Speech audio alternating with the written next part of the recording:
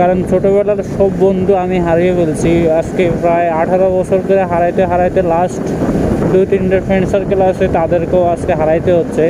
Friend circle ছাড়া life আসলে শূন্য। হাজারো ফ্রেন্ডশিপ একমাত্র টাকার কাছে হের মেনে গেল। 7 থেকে 8 বছরের ফ্রেন্ডশিপ আসলে চলে গেছে। আগে ঢাকা থেকে বাড়িতে গেলে তাদের সাথে আড্ডায় মেতে উঠতাম, কিন্তু এখন বাড়িতে গেলে পুরো একা একা থাকতে হবে। এই একা একা সময়টা আসলে একটা ফ্রেন্ড সার্কেল থাকার যে কতটা ভাগ্যবান সেটা হচ্ছে একজন ছেলে মানুষই জানে।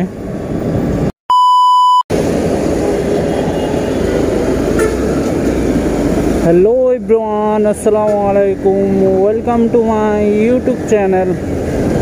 আশা করি সবাই ভালো আছেন, আমিও আলহামদুলিল্লাহ ভালো আছি। এখন প্রায় টাইম হলো 10টা 44। তো ইমার্জেন্সি এয়ারপোর্টে যাওয়া লাগতেছে, কারণ ফ্রেন্ড চলে যাবে। প্রায়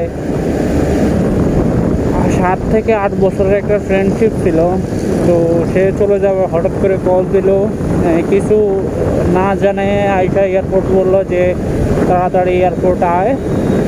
তো আমি চলে যাচ্ছি। তো আসলে ফার্স্ট টাইম একটু খারাপ লাগছে। এখন হচ্ছে অন দ্য ওয়ে, অলরেডি হচ্ছে শাওরা থেকে রওনা দিয়ে দিছি। যাওয়াই লাগবে যতই রাত হোক, কারণ এই তো হলো শেষ আড্ডা। ফ্রেন্ড সার্কেল তো আর খুঁজে পাওয়া যাবে না, কারণ ছোটোবেলার সব বন্ধু আমি হারিয়ে ফেলছি। আজকে প্রায় 18 বছর ধরে হারাইতে হারাইতে লাস্ট 2-3টে ফ্রেন্ড সার্কেল আছে, তাদেরকেও আজকে হারাইতে হচ্ছে। আসলে ফ্রেন্ড সার্কেল ছাড়া লাইফ আসলে শূন্য।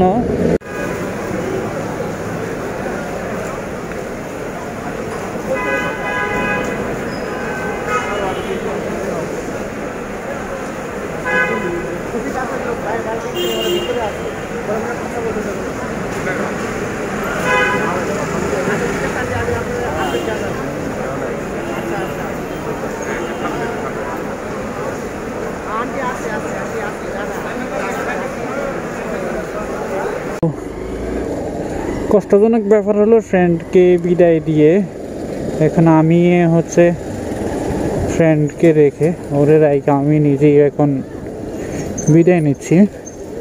রাত প্রায় 12টা 26 বেজে গেছে। এতক্ষণ আসলে থাকা ইম্পসিবল, তো এতক্ষণ থাকতে পারলাম না। খুব খারাপ লাগলো আসলে তার জন্য। প্রায় 7 থেকে 8 বছরের ফ্রেন্ডশিপ আসলে চলে গেছে। ভালো থাকুক সব ফ্রেন্ড সার্কেল, সব সম্পর্কগুলো।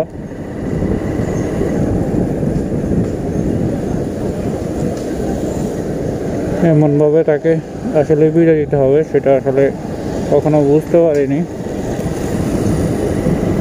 তো খারাপ লাগছে আসলে, কারণ এই আর হয়তো একটা ফ্রেন্ড আছে বাড়িতে, এছাড়া তেমন কেউ নেই। আগে ঢাকা থেকে বাড়িতে গেলে তাদের সাথে আড্ডায় মেতে উঠতাম, কিন্তু এখন বাড়িতে গেলে পুরো একা একা থাকতে হবে। এই একা একা সময়টা আসলে একটা ফ্রেন্ড সার্কেল থাকার যে কতটা ভাগ্যবান সেটা হচ্ছে একজন ছেলে মানুষই জানে। সে যাওয়ার সময় আমাকে ধরে কান্না করে দিচ্ছে। আসলে চোখের পানি ধরে রাখার মতো ওই ছিল না। হাজারো ফ্রেন্ডশিপ একমাত্র টাকার কাছে হের মেনে গেল। কী করতে হবে, সবার লাইফ টাকা এমন একটা জিনিস সবাইকে সবার কাছ থেকে দূরে সরায় নিয়ে যায়।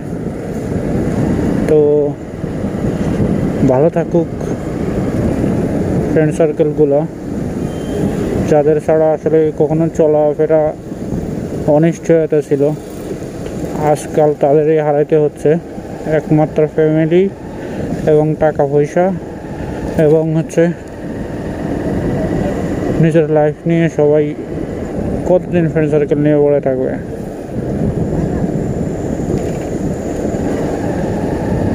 খারাপ লাগতেছে আসলে। ওর ফ্লাইট হচ্ছে সকাল 5টায়, অলরেডি হচ্ছে 12টার দিকে ঢুকে গেছে, কারণ ও নতুন, যারা হচ্ছে নতুন তারা হচ্ছে একটু আগে আগে ঢুকতে হয়, কারণ আগে আগে না ঢুকলে হচ্ছে আপনার একটু ভেজাল হয়ে যায়, তার জন্য আগে আগে একটু ঢুকতে হয়। ঢুকে হয়তো অনেক সময় ইমিগ্রেশন আছে এবং হচ্ছে কিছু চেকিং আছে এবং ব্যাগ টেক আছে, এগুলা জমা টমা দেওয়া।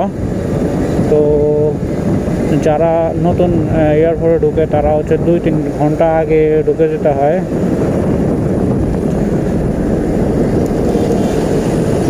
এই হলো ফ্রেন্ড সার্কেলের অবস্থা। এক এক করে সবাই চলে গেল, এখন বাকি থাকলাম আমি। জানি না কপালে কি আছে, কপালে যদি খারাপ কিছু থাকে তাহলে হয়তো আমারও একদিন পাড়ি দিতে হবে প্রবাস জীবন।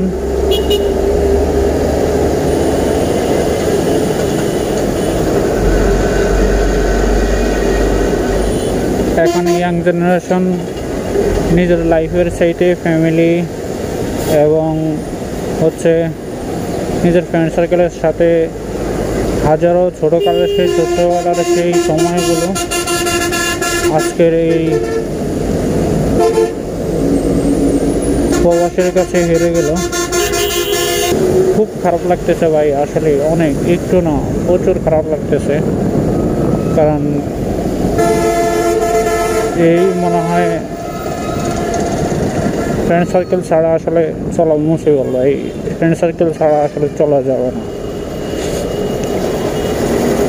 লাইফে 2-একটা ফ্রেন্ড সার্কেল যদি এরকমভাবে হারায় যায় তাহলে থেকে বের হয়েছে অলরেডি হচ্ছে কুড়িল চৌরাস্তার দিকে যাইতেছি, শাওরা দিয়ে ঢুকতে হবে।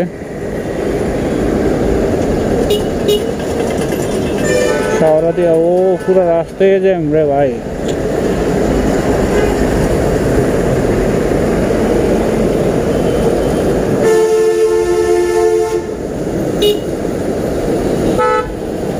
একদম পুরো রাস্তা।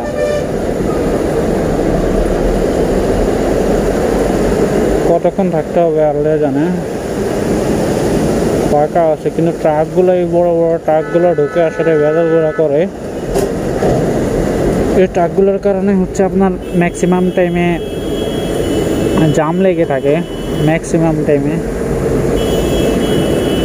ফাঁক ফুক মারলে আসলে জিনিসটা ভালো হয়, বাট ফাঁক যে রাস্তা ফাঁকা কিন্তু হচ্ছে গাড়ি যেতে পারতেছে না একটা গাড়ির কারণে। ইন্ডিকেটর টান দাও।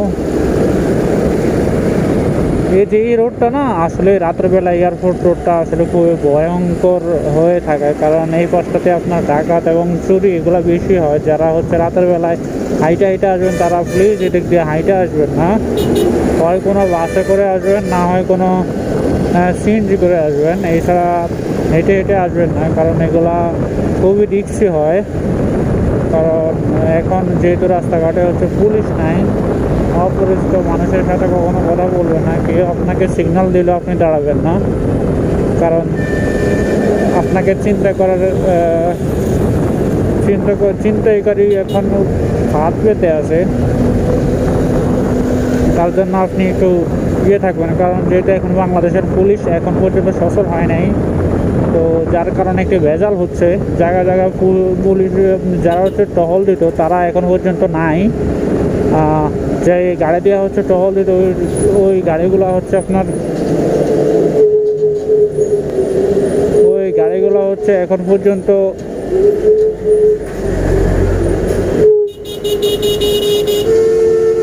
পর্যন্ত এখানে টহল ছাড়াই আছে, কিন্তু অনেক গাড়ি উড়ানো হয়েছে, তো তার জন্য হচ্ছে এখানে গাড়িগুলা তেমন নাই।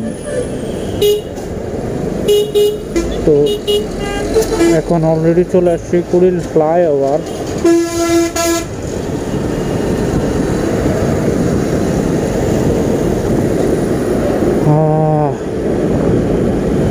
একটা ঘন্টা তার সাথে ছিলাম, আসলে খুব ভালো একটা সময় গেছে আসলে।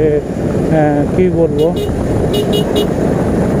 একটা ঘন্টা ছিলাম তার সাথে, কিন্তু এখন 11টা থেকে 12টা পর্যন্ত তার সাথে ছিল, কিন্তু এখন হচ্ছে আপনার 12টা থেকে 12:30 আমাকে একা একা ফিরতে হচ্ছে। এটাই মনে হচ্ছে আসলে নিয়তির খেলা। এখন আমি যদি ঈদের টাইমে যদি আমি বাড়িতে যাই বা কোনো রকমে বাড়িতে যাই, তাহলে হচ্ছে একা একা থাকতে হবে, কারণ কেউ নাই আসলে। রাতের বেলা, দিনের বেলা এগুলো সব একা একা সময় পার করতে হবে। ফ্রেন্ড সার্কেল যে কতটা সহায়ক ছিল এবং কাছে ছিল, ফ্রেন্ড সার্কেলের জায়গাটা আসলে কাউকে দেওয়া যাবে না। কারণ ফ্রেন্ড সার্কেল 5টা আপনার বেশি না, আপনার 100টা ফ্রেন্ড সার্কেলের সাইডে আপনি একটা ফ্রেন্ড রাখবেন, ওই একটাই আপনার সব কিছু। তাকে অনেক মিস করবো আমরা, তো সবাই তার জন্য দোয়া করবেন, সে যেন ভালো থাকে, এতটুকুই চাওয়া।